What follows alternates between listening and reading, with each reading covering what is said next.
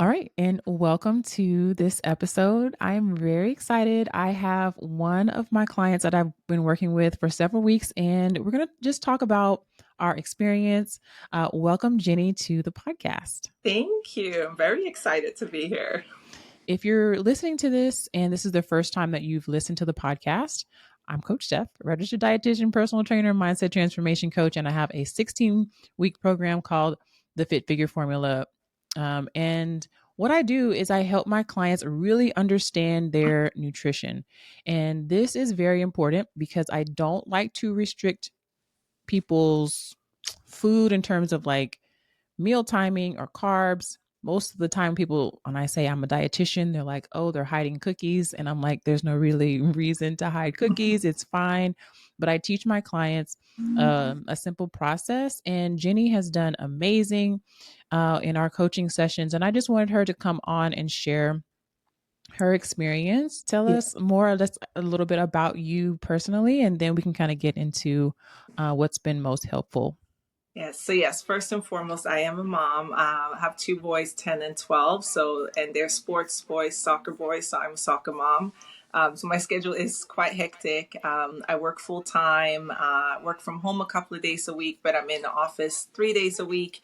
So all of that, trying to work out the schedule every week can be hectic.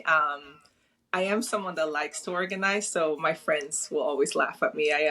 I am a very organized person, but yes, so busy schedule and but fun schedule, I would say. Yeah, so I asked you to be here today because I wanted to talk more about your experience, and I just feel like it seemed from my end so simple for you to like buy into the process and the formula. A lot of my clients are that way too, like they actually enjoy um organizing, or they may be more analytical, and it actually for me being organized helps me to feel safe. So if you are the type of person where you're right now with your nutrition and you feel like you're a hot mess, you're all over the place, and that doesn't feel good for most of us, right? And but we may still have some resistance to planning because we feel like planning might be rigid or it might be restrictive. But really, I kind of look at it as my safe place, number one, but then two, that when you are structured and organized and disciplined with your nutrition, and when I say discipline, this does not mean restrictive. It just means you have a plan and you've thought some things out and you've made some decisions. It actually gives you more room and more freedom with your food versus less freedom. So, Jeannie, tell us more about what were you struggling with before you and I started working together, and what kind of made you seek help from a coach?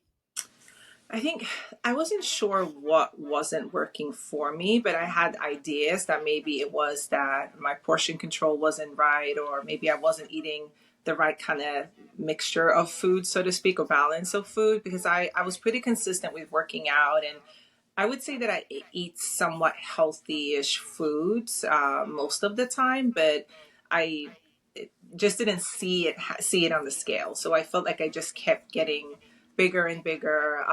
I'm sure being in my early 40s has to do with it as well. And I just felt like I need some professional help because I didn't feel like my what I was putting into it was really yielding the results that I wanted. So that's why I thought, okay, I've been thinking about it for a few months actually that I should see a nutritionist, but with everything else, you just put it back. But that Mm-hmm. was my initial reason why. Okay. And so, what were some of the fears or hesitations that might have kept you not getting a help or a dietitian, or what were some fears that came up for you before signing up? Yeah, I would say the initial, like, not quite, I'm sure of what it would be because I'd never seen a nutritionist or dietitian before. And I was maybe worried that I wasn't going to be able to keep up with it, that it would be too rigid and, you can only do this. And as I said, I have a busy life with my children, but also my friends. And I didn't want to be someone that can only eat at home and can only eat certain things. And so I think that was my initial fear with joining. Yeah, and so this fear of thinking like she's gonna take food away, or I'm gonna Yeah. have to carry my scale with me everywhere I Yes. go, or just not being able to live your life. And I think a lot of my clients come to me and they're like, okay, I want to be able to actually live a normal life where I can enjoy my birthday, where I can go out and go on vacation Hmm. and do things and still see progress. And so there's this desire. A lot of my clients come to me and they have a desire to go fast, which Hmm. means really restrictive. And then life happens and they go on vacation or something happens and then they completely fall off, and we really fall into like all or nothing. Either you're all the way on or you're all the way off. And so they don't necessarily want to feel like I'm restricted and I can't do anything. How did you overcome that, and what like made you finally decide, yeah, let me just go ahead and do this even if I have a few fears? I think ultimately I was just like, well, what do I have to lose? And I think that our first session was on New Year's Day as well. So it was a new year, I was like, okay, let's just do it. Let's just start the new year right. Yeah. Okay. See, I didn't remember that. Yeah. Okay. And so whenever you are thinking about the biggest changes, or in terms of your lifestyle, your body, Mhm. what were some of the biggest changes that you felt were helpful? And just kind of talk about when we first started coaching, you said it was New Year's Day. Like, okay, that's like day one of day one. Yeah. Tell us about the journey and what are the biggest changes that you've noticed? Yeah. I think what I appreciate about the journey that spoke to me is that it is really a step by step. So it wasn't like all or nothing straight away, the fears that I had. And I I think the way the program has been set up is that I haven't even noticed always that things are adding on, even though I know they are, because they are all interlinked. So, like starting with even just writing down what I'm eating and taking pictures to get like a baseline of where I am, that wasn't hard, and I think that's something I've really appreciated, which made it easier for me to stay on track. And then just in general, I mean, I've seen the weight loss, I would say. Also measurements. I actually never used to measure like my waist or anything before. So I've that's been positive for me. But I think it's also more so my day to day, like my energy levels have become so much more, and I think it's yes the weight loss, but I can also imagine that I live healthier now because when you start doing something, you kind of want to continue. So even though I wasn't a heavy drinker before, I hardly ever drink alcohol now, and it's because I actually don't want to, and I know I can, but I'd rather eat my calories than drink them. And I prioritize my sleep a lot more than what I did before as well. So I'm sure that definitely relates to it. But I can feel it energy wise. I can feel it. I don't know. It's been great to have something to just focus on for myself as well. And, again, being that it was a new year, January, I live in New York and it's cold and gray and boring. So I think it's also helped me a lot mentally as well, for sure. Yeah, and I love that because at the end of the day, how you feel really matters. Like, Hmm. yes, we want to see movement on the scale and in pictures and in measurements, and you've done all of those things. And the feeling of I have more energy, like I feel Hmm. better in my body, those are wins that the scale can't necessarily quantify. And I don't want you to get the wrong idea, because I do talk about this on social media and I say that the scale is not the best indicator of progress. And I think people sometimes think that I don't care about the scale trending down and losing fat, and I do not want anyone to make that mistake. Like, I understand the scale is a part of the whole picture. And yes, if we are in a calorie deficit, that's our goal and we want to lose fat, we want to see the scale trending down. I that is a yes. And don't discount, oh, I feel healthy. Like I feel like mentally I'm more clear. I have more energy. I'm not huffing and puffing going up and down the stairs. I know for me, whenever I am, just trying to cut back or watch what I'm eating, I feel it in my body. And I don't even know how to like articulate this, but Hmm. like I can tell when something is changing, even if the scale hasn't moved yet. I'm like, I can tell that I feel better or that like my clothes are they're fitting a little bit better. And if you believe that, right, like go with that. You live in your body and you know how you feel in your clothes and your energy level. Like accept that win and acknowledge that that is also a win as well. And then, of course, the scale is going to follow because you're continuing to do those things. And that is one of the things that people will say, oh, I feel motivated when I see progress. And this is one of the reasons why when you join the formula or when we coach together, I help you find multiple ways to find a win. We're not just looking at the scale. We're looking at progress photos, your energy level, nights of sleep, your steps. Are you increasing your steps? Measurements, photos, all of those things, body fat percentage. I encourage my clients to get in-body scans monthly so that we're not just relying on one indicator to tell if you're making progress or not. I think that's really important. So what have been some of the most helpful tools that have helped you with your process and progress so far?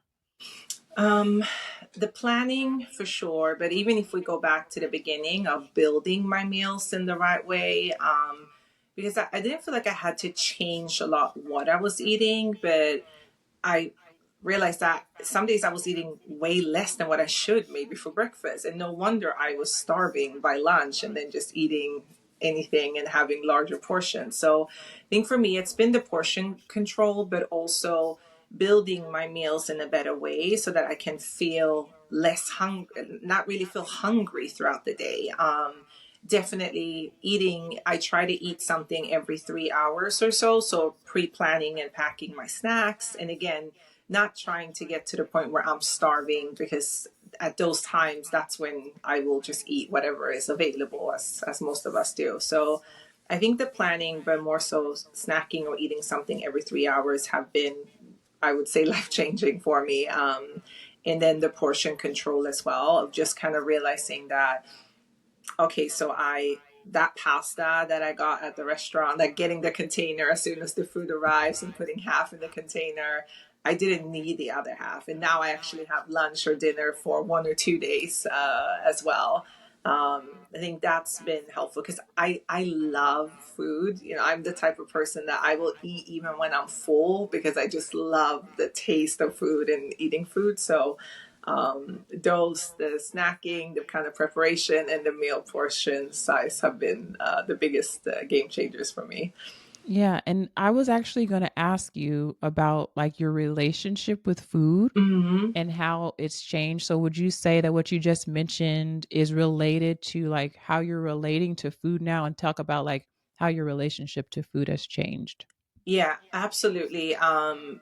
I still love food, but and again, because I haven't had to change so much what I'm eating, but it's more so the sizes of it, and now I can eat more things because I snack maybe once or twice a day as well. So I'm eating more frequently, so I get to do something I love to do more frequently every day.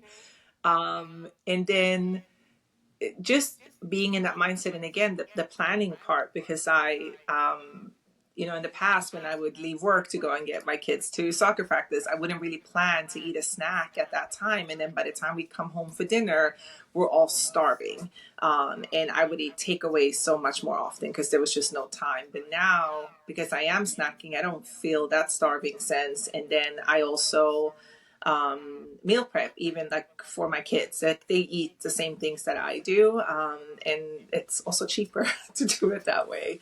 So I would say that I still love food, I still appreciate food, but it's not maybe the same. I almost want to say obsession as before, and I don't have to think about food as much during the day now because I've already I know what I'm having for snack this afternoon. I know what I'm having for dinner tonight. I know what I'm having for lunch tomorrow. Whilst before I also had to, okay, so what are we eating? What am I eating? What am I bringing? What am I doing? So I definitely think less about it now.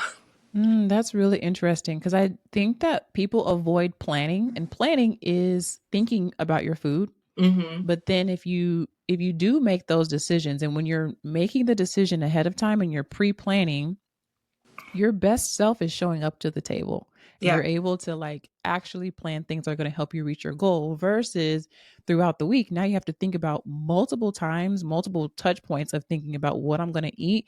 And not Yes. always your best version is showing up during that planning process Yeah. if you're kind of going on the go. Yeah. So that's actually a really good point. And with that, I know you traveled a few times hmm during this time. Can you kind of talk about that process? Because we've talked about how you've gone out of the country, hmm come back, the scale is up, and normally it is. And I say, hey, look, the scale's probably going to be up. It's okay. It's going to come right back down. So kind of talk about like your mindset and then also your process as far as strategy for your hmm traveling that you've been doing. Yeah. I would say the last trip I had was to go and visit my mom. I'm from Sweden originally, and I was going home to visit my mom for a week. And we were about a month and a half into the program at that point, I believe, if I remember correctly. So I already had a bit of a rotation of different breakfasts that I like to eat. So I told myself before I went that I will enjoy this vacation. I will enjoy, the childhood foods that I love to eat, the sweets and the cakes and the treats. But what can I manage? So as soon as I landed, I went and got some of the breakfast food that I like to have. So I could still have a somewhat similar breakfast as I would have here when I'm home in New York. But then I didn't really restrict myself in terms of what I ate, but I tried to make some smarter choices for some meals when I was there. I definitely had so much more sugar that week than what I have had throughout the program. And yeah, when I came back, I weighed myself on the Sunday and I'd gained 5 pounds. And then the next time I was due to weigh myself was Wednesday. And I think I'd lost 3 of those pounds immediately. And I would say it was because as soon as I landed, I already had some food in the freezer so I was able to go back on track again. So landed Saturday Mm-hmm. afternoon, and Sunday morning I meal prepped for the whole week while I was away. Like I was back on track, and I continued to lose weight. And I think a week after I came back was one of my most significant like numbers drop as well.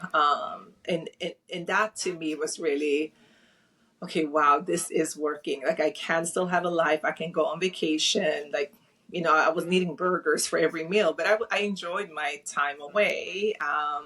And see how fast I'm still able to get back on track. So that to me was just really motivating to feel like, okay, this is for me. Yeah, that is so true. Because when you came back, you did have a higher weight, and I hmm said, that's to be expected. And then not long after that, you had your lowest weight to date, and it's like, Yeah, look at that. See, yeah, most people would come back and see that weight and be like, you know what, just forget it, and then it will take them a whole month to get back on track. hmm When your lowest weight to date was like a week away, and that's really that self sabotage that, I talk about inside the Fit Figure formula of like, our mindset will make us think I'm not making progress. And then yeah, you really do sabotage your actual progress. yeah, So that was actually really huge. And I want to really emphasize that because the scale will go up and down. Again, yes, we want to see a trend down. Yes, I do want my clients to, lose fat, lose weight. But sometimes when that weight pops up, you got to just say, you know what? That's not the most important indicator right now. Let me keep going. And then the weight will follow. So that was a big win, I would hmm say. So what do you think this program has helped you with the most in terms of lifestyle habits, confidence, relationship with food, relationship with yourself? Like, what have been the biggest takeaways?